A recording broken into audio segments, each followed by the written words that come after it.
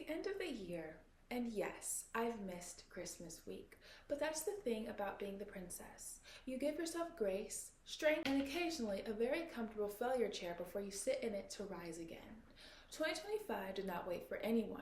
Fashion didn't slow down for holidays, feelings, or nostalgia, and neither did I. So today we're doing a full, unfiltered recap of everything that actually mattered in fashion this year.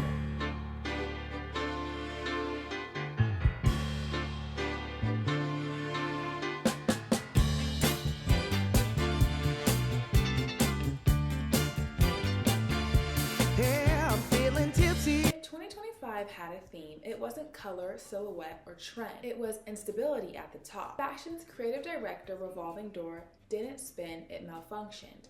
We saw major exits.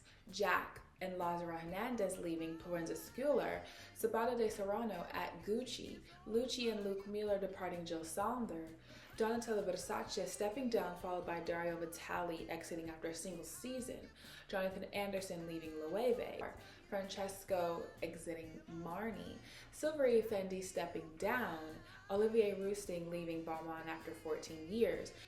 Something inside me is saying that I'm on the move, baby. Hey, I'm moving on up to a higher destination.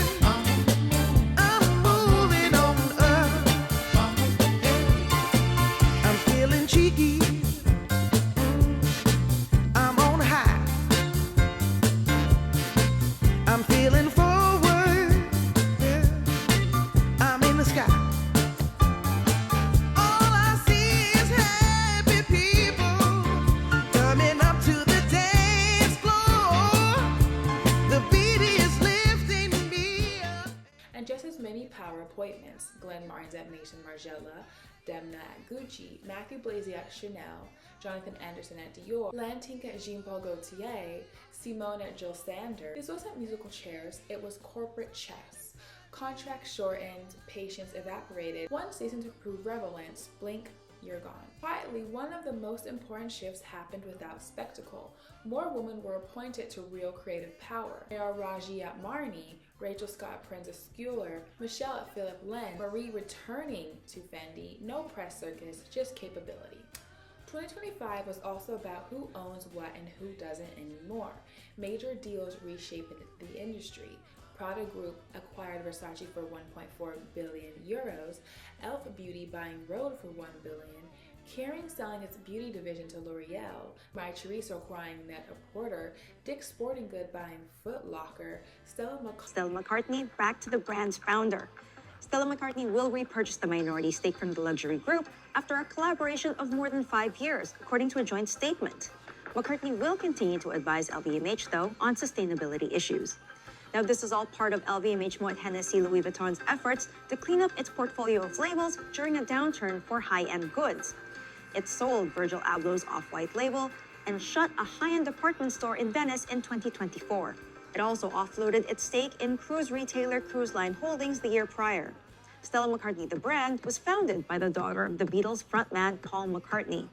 The designer made a splash in the fashion world when her graduate show from Central St. Martin's featured friends, who also happened to be top models Kate Moss and Naomi Campbell. She later went on to start her own line with Gucci owner Kering. McCartney's creations are known for avoiding animal products like leather, fur, and feathers. The brand had sales of about $50 million in 2022, with an operating loss of around $11 million. McCartney were claiming full ownership of LVMH, fashion stopped pretending it's just art. This year reminded everyone it's business first, and sentiment comes last. Retail did not get a fairy tale ending. Sense entered restructuring and bankruptcy Missed protection. their $100 million payment that was owed on last Tuesday. So they owed $100 million on the interest payments on their loan of $2.7 billion to acquire Neiman Marcus.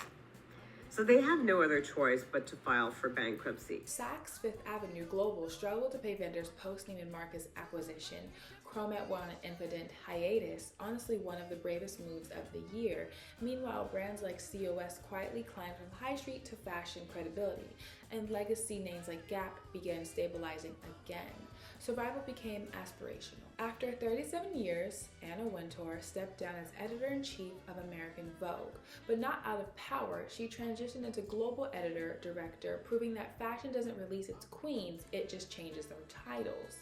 Chloe Malley stepped in, Condé Nast shifted, print didn't die, it narrowed. Niche, luxury, collectible, intentional. 2025 also asked fashion to mourn. We lost Giorgio Armani, Rosetta Missoni, Mariano Yo, David Sassoon, Anthony Price, Pam Hogg, giants, architects, originals. No amount of TikTok virality replaces legacy. This was a watershed year, not because of trends, but because of who gets to create them.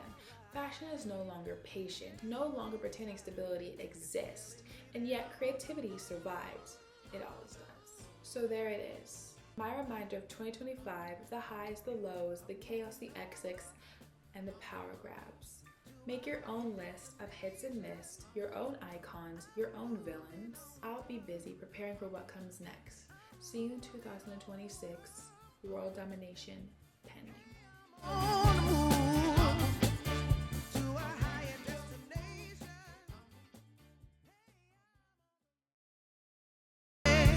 It's lifting me.